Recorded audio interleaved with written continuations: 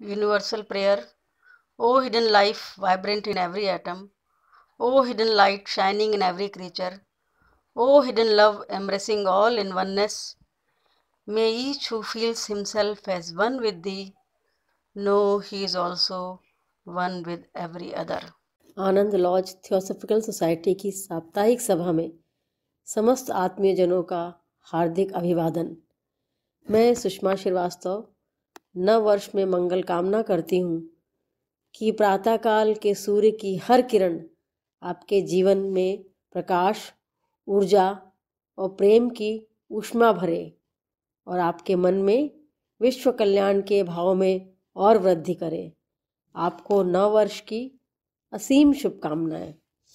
आज लॉज की अध्यक्षा श्रीमती जी.के. अजित जी अपनी काव्य रचना से नव वर्ष के कार्यक्रम पैगाम मोहब्बत का, पैगाम मोहब्बत का, नव हर्ष है लाया, पैगाम मोहब्बत का।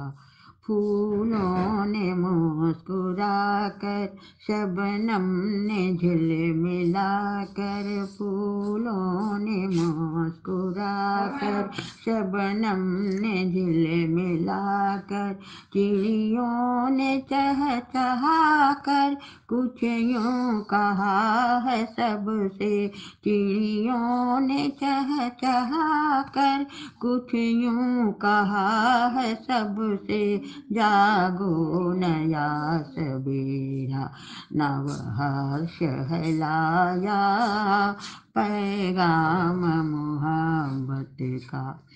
नीले गगन में प्यारा चमका है नवल तारा, नीले गगन में प्यारा चमका है नवल तारा, नदियों की धवल धारा कुछ यूं सुना रही है, नदियों की धवल धारा कुछ यूं सुना रही है, जागो नया सवेरा, उत्कर्ष है लाया, पैगाम मोहब्बत का।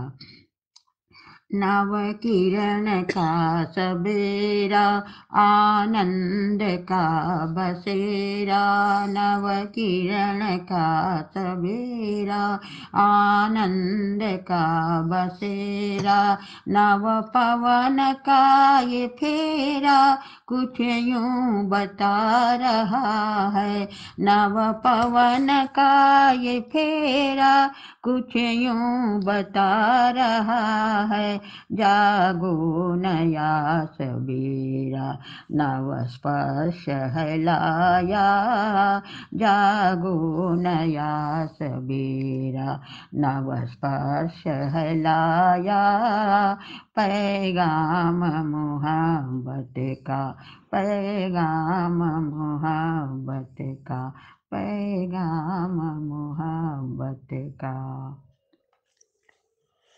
आज के प्रमुख वक्ता श्री बादल चटर्जी, IAS, पूर्व कमिश्नर इलाहाबाद एवं वर्तमान आनंद लॉज थियोसॉफिकल सोसाइटी के उपाध्यक्ष द्वारा प्रस्तुत है आज की वार्ता, रविंद्र साहित्य में विश्व कल्याण। श्री बादल चटर्जी।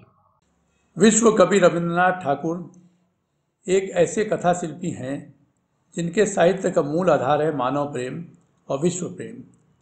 उनकी रचनाएं मानव जीवन का जयगान गाती हुई प्रतीत होती है। रविंद्रनाथ मनुष्य को ही ईश्वर का स्वरूप मानते थे और देव विग्रह की पूजा के स्थान पर मानव रूपी ईश्वर की पूजा करने की बात करते थे।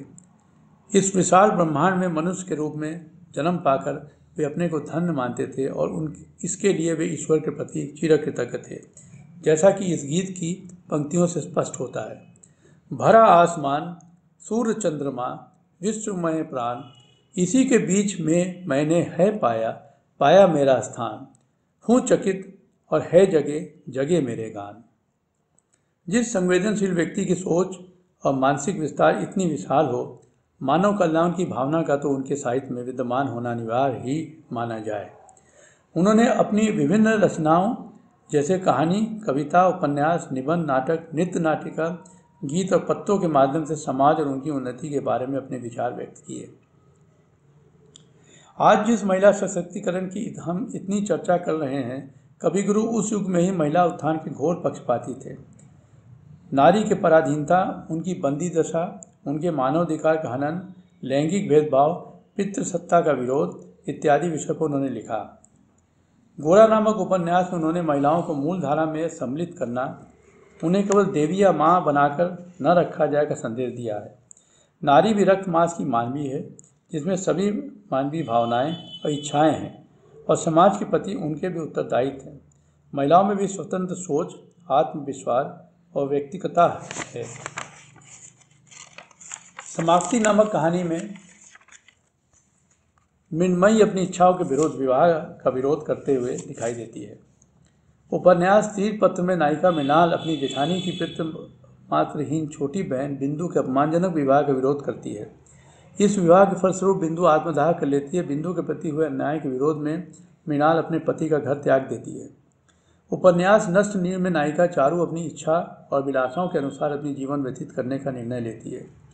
चोखेर बाली नामक उपन्यास हिंदू विधवाओं की दुर्दशा का मर्म स्पर्शी चित्रण है।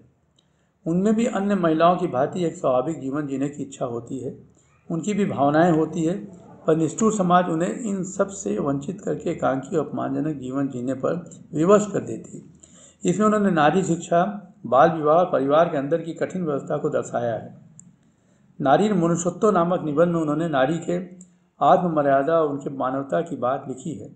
नैवित रचना में उन्होंने बताया कि बाल विवाह और दहेज प्रथा के विरोधी होते हुए भी नारी को अपनी इच्छा के विरुद्ध जाना पड़ता है। कवि गुरु रविन्द्रनाथ ठाकुर ने भारतीय समाज के जाति प्रथा और छुआछूत के कलंक का घोर विरोध किया। उनकी नृत्य नाटिका चंद्रालिका इसी विषय पर आधारित है। उसमें बौद्ध भिक्षु आनंद और दलित कन्या प्रकृति से पीने के लिए पानी मांगते हैं। दलित होने के कारण प्रकृति उन्हें पानी पिलाने में संकोच करती है। तब बौद्ध भिक्षु आनंद कहते हैं, जो मानो मैं वही मानो तुम कन्या। आनंद को पानी पिलाने के बाद दलित कन्या को ऐसा लगता है कि उसका जन्म और जीवन धन्य और सफल हो गया है।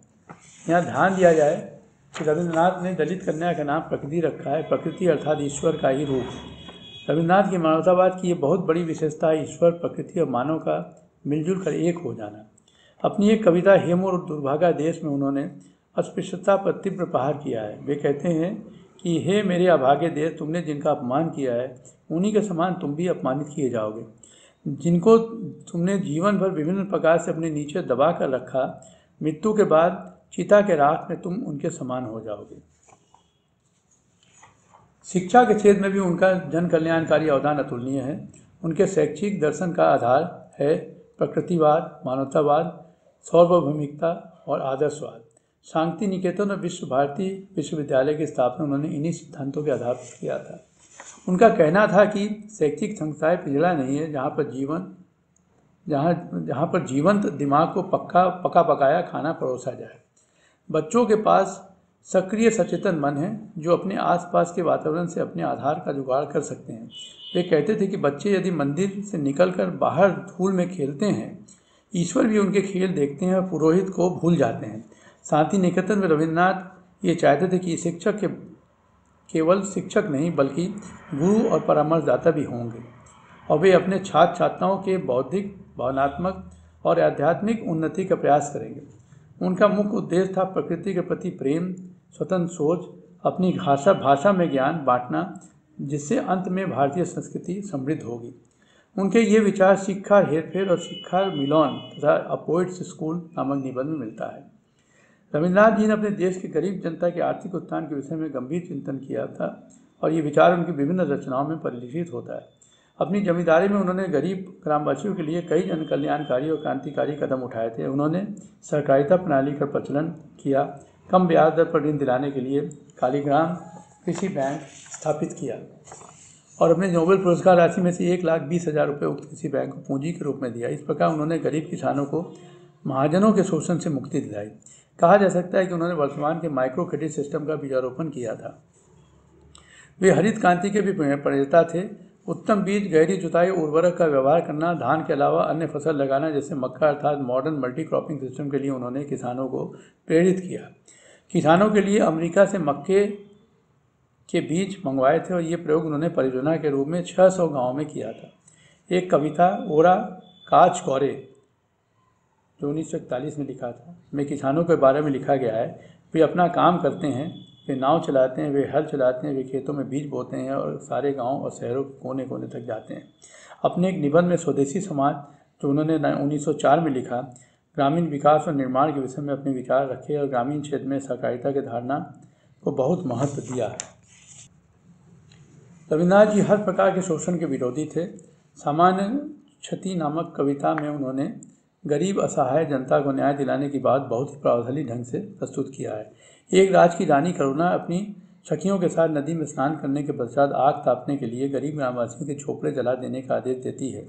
जब राजा को इस बात का पता चलता है तब उनके द्वारा पूछे जाने पर रानी कहती है कि कुछ झोपड़ियाँ ही तो जली है, इसमें कौन सी बड़ी क्षति हो गई। तब राजा अत्यंत क्रोधित होकर रानी के राजवेश को उतार कर भिखारिनी के रूप कपड़े पहनाने का आदेश देते हुए कहते हैं कि रानी अब भिक्षा मांगकर इन गरीबों की झोपड़ियों को बनाएंगी और इसके लिए उन्हें 1 वर्ष का समय दिया जाता है। ये कार्य पूरा करने के पश्चात ही रानी राजा के दरबार में वापस लौट सकती हैं। रानी को तब ही एहसास होगा कि गरीब ग्रामवासियों की कितनी बड़ी क्षति हुई है। ये कानून का राज या रूल ऑफ लॉ को भी प्रदर्शित करता है। रविन्द्रनाथ ठाकुर ने अंग्रेजों के द्वारा किए गए अन्यायों के खिलाफ आवाज़ उठाई थी। वे लिखते हैं, विधि के विधान तोड़ोगे तुम क्या ये ऐसे शक्तिमान, तुम क्या इतने शक्तिमान, हमारा तोड़ना करना क्या तुम्हारे हाथ, तुम्हारा इतना अभिमान, तुम्हारा इतना अभिमान। उनका जन कल्याण की भावना इतना तीव्र था कि जलियांवाला बाग के घटना के विरोध में उन्होंने अंग्रेजों द्वारा दिया गया नाइटहुड की उपाधि को वापस कर दिया था। उन्होंने लिखा, ये मनिहार मुझे न सुहाए। विश्व स्तर पर घटने वाली अन्यायों का भी उन्होंने विरोध किया। 1935 में फासिस्ट मुसोलिनी के निर्देश पर इतालिया सेना ने अबिसिनिया इथोपिया पर आक्रमण किया था। रविन्द्रनाथ ने इस घटना की घोर निंदा करते हुए एक अनिंद काव्य अफ्रीका की रचना की। इसमें उन्होंने एक अपमानित और अत्यंत दुखी नारी की कल्पना की है और ये अनुरोध किया है कि सबको खड़े होना है इस अपमानित मानवी के द्वार पर। इस प्रकार रविन्द्रनाथ ठाकुर ने जन कल्याण और समाज में व्याप्त कुरीतियों के विरुद्ध अपने विचार व्यक्त किए, जो आज भी उतने ही प्रासंगिक है जितना कि उस समय था और हम सबको सोचने में विवश कर देती है। सब कलंक, क्लेश, विरोध, विद्वेष निर्मल हो, निश्शेष हो, चित्त में हो जितने विघ्न, वो नित्य कल्याणकारी कार्यों से दूर हो। रविंद्रनाथ टैगोर के गीतों में अलौकिक आशा, आह्लाद और आलोक है। उसमें अपने विराट रूप से एकाकार होने की उत्कट आकांक्षा है। उस विश्वात्मा के चरणों में अपने को समर्पित करने के लिए कवि ने गीतों का आश्रय लिया है। तो प्रस्तुत है रविंद्र संगीत श्रीमती शर्मिला जी और श्री बादल चटर्जी द्वारा।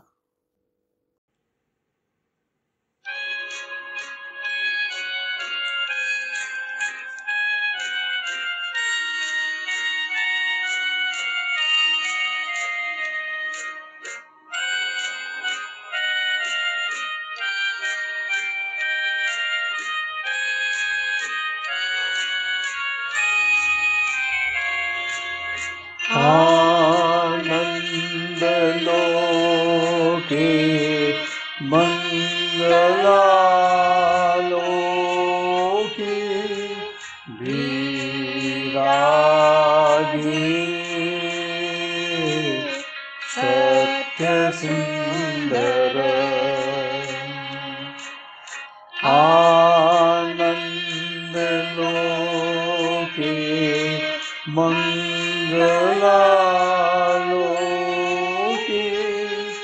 विराजे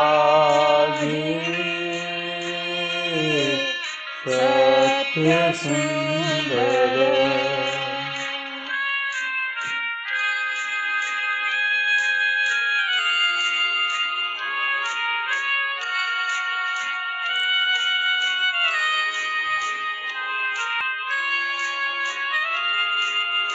महिमा तव उद्भासित महागगन माझे, महिमा तव उद्भाषित महागगन माझे विश्व जगत मणिभूषण वेष्टित चरणे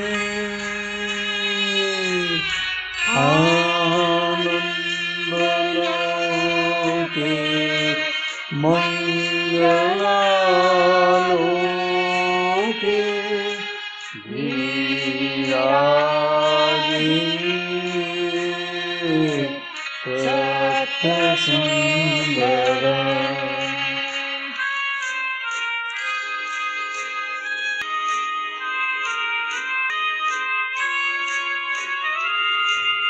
स्नेह प्रेम दया भक्ति कोमल करे प्राण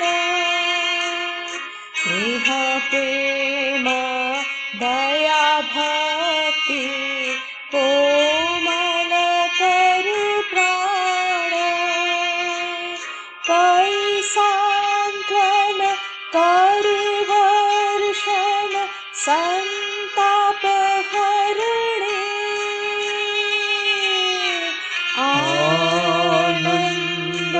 आनंदलोके मंगलालोके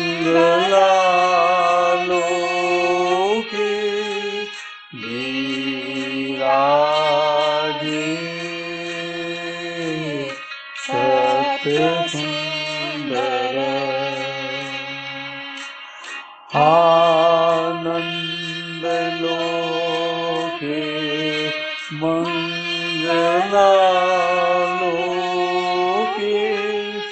विराजे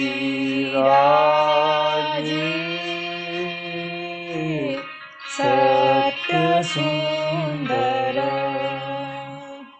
आज के विशेष कार्यक्रम को श्री बादल चटर्जी ने अपनी विशेष वार्ता रविंद्र साहित्य में विश्व कल्याण प्रस्तुत करके तथा रविंद्र संगीत की शिरोमणि श्रीमती शर्मिला चटर्जी के साथ रविंद्र संगीत प्रस्तुत करके हमारे कार्यक्रम को अत्यंत रोचक और समृद्ध बनाया।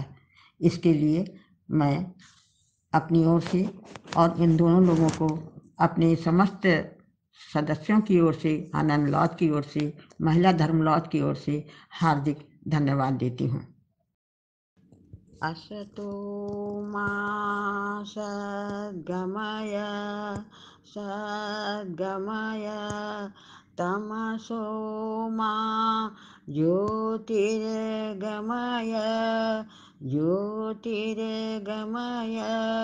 मृत्योर्मा अमृतं गमय अमृतं गमय अमृतं गमय।